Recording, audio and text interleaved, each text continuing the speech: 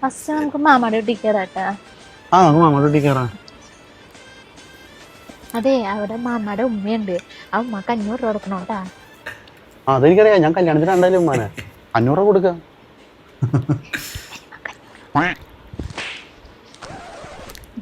കൊച്ചാപ്പാട് വീടാണ്. കൊച്ചാപ്പാട് ഉമ്മക്ക് ഒരു 500 രൂപ കൊടുക്കണോട്ടാ.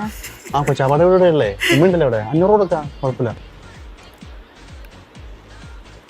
ഇതെന്റെ കൂട്ടുകാരിയുടെ വീടാണ് കേട്ടാ. അവിടെ കൂട്ടുകാരിയുടെ വല്യമ്മയുണ്ട്. വല്യമ്മക്ക് ഒരു 500 രൂപ കൊടുക്കണോട്ടാ. ആ കൂട്ടുകാരിയുടെ വലിയമ്മക്ക് 500 കൊടുക്കാം, കുഴപ്പമൊന്നുമില്ല.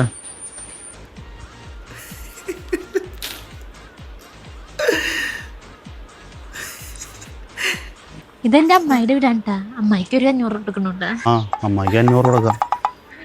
എൻ്റെ ഒരു കൂട്ടുകാരിയുടെ വീടുണ്ട്.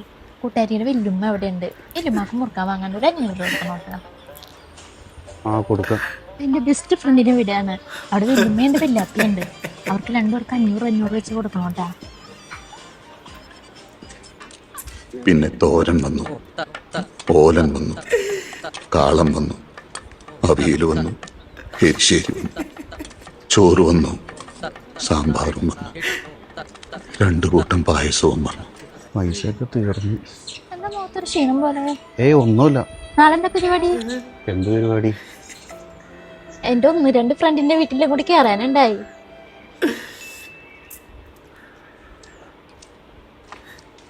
എന്താ അവിടെ നിന്നേ? നാളെ പോവല്ലേ നമുക്ക്? നാളെ ഞാൻ പണിക്ക് പോവാണ്, എടുത്ത് കാശൊന്നുമില്ല. എടാ ഇവരെ പേരാണ് ഷമീർ റംസി, അങ്ങനെയാണ് ഇവരെ പേരട്ടാ. ഇത് ചങ്ങായി പോവില്ലട്ടാ. എടാ അങ്ങോട്ടുള്ള അങ്ങനെയാണോ? മലപ്പുറം അങ്ങോട്ടുള്ള ജില്ലകളിൽ ഇങ്ങനെ പോകുമ്പോൾ എല്ലാം ഇങ്ങനെ പൈസ കൊടുക്കേണ്ടി വരും അല്ലേ കുടുംബക്കാരുടെ വീട്ടിൽ? അയ്യോ എൻ്റെ മോനെ, 10,000 രൂപ ചിലവായിട്ടുണ്ടാവും കേട്ടോ സംഭവം. ശരിയായ 4 ദിനം പണിക്കുവാന്ന് പറഞ്ഞു. ഇന്നവനില്ല, ഇന്നവനെ ഏടി വിരുന്നിന് പോവില്ല. ഇതോടെ എനിക്ക് മതിയായി. സെറ്റ്.